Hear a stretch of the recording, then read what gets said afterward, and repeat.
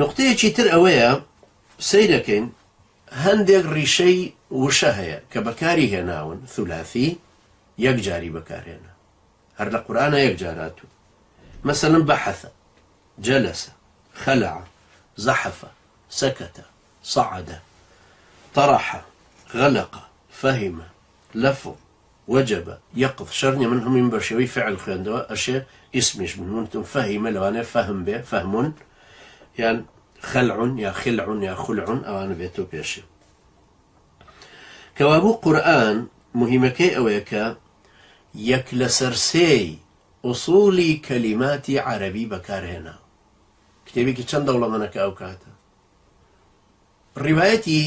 یەکێ لەو نووسەرە گەورانەی کورد بێنیتە پێش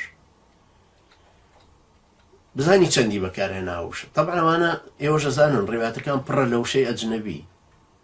یعنی ئێستا من دوو لاپەڕە سێ لاپەڕەی یەکێک لەوان لەو ڕیواتانم لە سژنا سەیر کرد دوو لاپەڕە 32 کەلیمەی ئەجنەبی بەکارهێنام 32 کەلیمەی غەربی چکە ئێستا خۆی خەڵکی کوردی ئێمە هەستی بە بەزینێک کردو بەرامبەر حەزارەتی غەربی خاستان ئەلمانیەکانی تر هەموو شتێک هەر هی ئەوان بەکارهێنەوە ئەزانن تر کەوتی سڤیل نابێ بڵێ مەدەنی ئیتر ئەمە مستەلاحاتانەی کە بەکارهێن هەر ڕۆژین ڕۆژانە وڵا ئەڕۆم شۆپینگەکە ڕوا قەڵەمێکیشە کرد بەرحاڵ لێرە مەبەستەکەم لەم نوقتەیە بوو کە چۆن ئەم وشانەی بەکارهێناوە یەک لەسەر سێی ڕیشەی زمانی عەرەبی بەکارهێنا هیچ نووسەرێک نییە لە دنیاە بتوانێ وا بکە ئەمە تەحەدایەکیشە فەرمووەرن ئەوە ئەرزەوە گەز بۆ نمونە ئێستا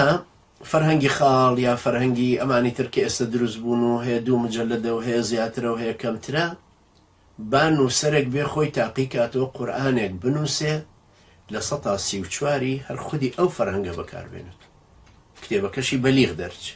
ئایا ئەتوانێت ئەگەر ئەتوانێت ئەوە ساحە کراوەیە تا ڕۆژی قیامەت تا ئەو کاتێ ئەمرێ با خەڵکی تریش یارمەتی بدەن و کۆڕی زانیاری کوردیش بێنە یارمەتی دای ئاخۆ ئەتوانن